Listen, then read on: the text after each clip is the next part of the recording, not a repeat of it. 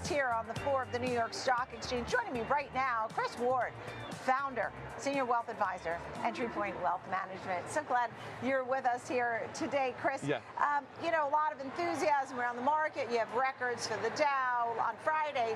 Today, the S&P, the NASDAQ, and the Russell joined. Not that I don't think the Dow's quite there yet, but you see the environment. We're up 8 weeks in a row. What say you about this kind of action? Do you think optimism, maybe not in a straight line, but continues between now and the end of the year? Exactly. Thanks for having me. I appreciate being here, Nicole. Thank you. Yeah, I really do. You see so much momentum, really positive trend lines, kind of around the broadening technology space. For the last few years, it was really only the Magnificent Seven, but we've really broadened out, and we've had a great adoption of chip stocks, software companies, more so than the Mag 7. And as investors, we're dealing with a lot of issues on our spending levels and high gas prices and everything else, but that can't hold back the growth that Wall Street and the companies' earnings are delivering. And so you have to participate and really have exposure to those high growth names. You may not be able to talk on a specific stock, but I was looking at the upgrades on Micron, Western Dig, Seagate. Yep. For example, UBS now puts a price target of $16.25, up from $5.35 on Micron. Micron today has gotten a big jump. It's up 13%, and it's at $8.48 and at new highs. Yep. That kind of target is basically double from where we are now. Not talking about Micron specifically, but what do you think about targets that are so far forward looking for tech stocks? Do they seem to be merited? I think so. If you look at the innovation that we're gathering, one thing that we've done in our portfolios is we've kind of traded out of those concentrated names into a broader tech play through XLK to just get technology sector exposure. And it's really worked well for clients to capture gains and capture opportunity. Specifically with Micron, if you're focused narrowly just in technology companies of a few names, you're not going to be able to capture the rising tide that's just pushing that space forward. So you want to manage risk, you said. Tech is leading the way. You're looking to emerging markets. Is that one way to manage the risk? So you got to be diversified. I think you have to find areas of your portfolio to spread out the risk. We're big fans of emerging markets, especially knowing that I work exclusively with kind of US-based retirees. Like, you should have assets invested internationally, especially in periods where the dollar is going to be weak. And so for us, it's kind of a double win. We can play in the technology space in EMXC, so emerging markets ex-China, and you're able to get exposure to Samsung and some other more under-the-radar technology plays that's going to allow you to benefit from the global tech space as opposed to solely being domestic.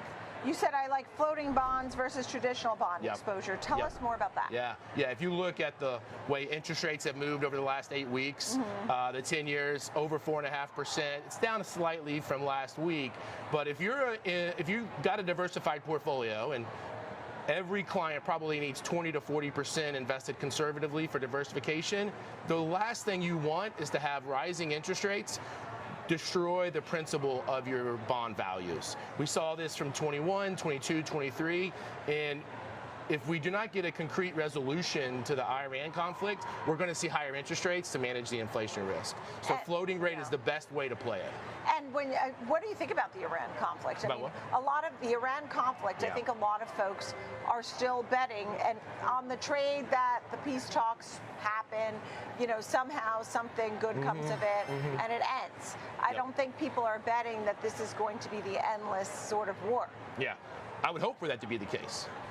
If we can get a resolution to the conflict, get back to thinking about what are our companies doing, how do our earnings play itself out, it's a natural end to this rate rising cycle, but it's also going to allow us to focus on what companies are delivering as we move through this earnings season.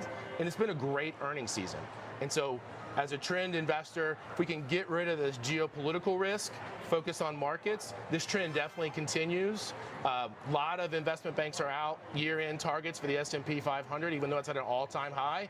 We're looking at 6-7% more gains through the end of the year to be at 8,000.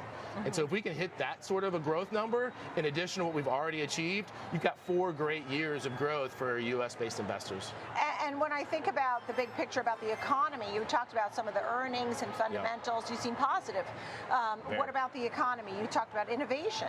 Yeah, exactly. Very positive on the current space. The continued technology adoption, the AI, the productivity gains, all of these innovations are only going to lead to future better earnings, better opportunities for companies as well. And when we think about the labor picture, what the Fed may or may not do, how much does that factor into some of your moves? Yeah. Because you have inflation, you have labor story and a new. Now he's been voted in, chairman of the FOMC, Kevin Warsh is on. Yeah, I think it's a really difficult place for him to be. Trying to manage the economy in this sort of an environment is tricky because you've got productivity pressures. Obviously, you have good jobs gains, but at the same time, we're seeing government payrolls decline, and then you also got these inflation pressures. And so if you raise interest rates, that's a contractionary move to put the brakes on our economy and control inflation. So hopefully we're able to resolve the conflict, get inflation back under control, and not hamper down the growth that we're experiencing today. And when you think about the international picture, you did mention emerging markets ex-China. Yeah. Anything else that you wanted to talk about internationally as maybe a way to sort of, diversify your portfolio? Yeah. That's your favorite. Yeah, that's my best call today. Yeah, I mean, understood. I'm really hopeful that we don't see rising interest rates. I think another great play is IWC, which is the iShares Microcap ETF.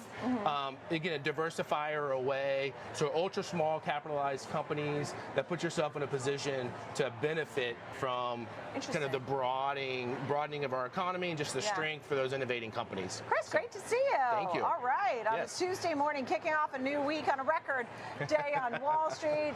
Chris Ward, founder, senior wealth advisor at Entry Point Wealth Management. Thank you.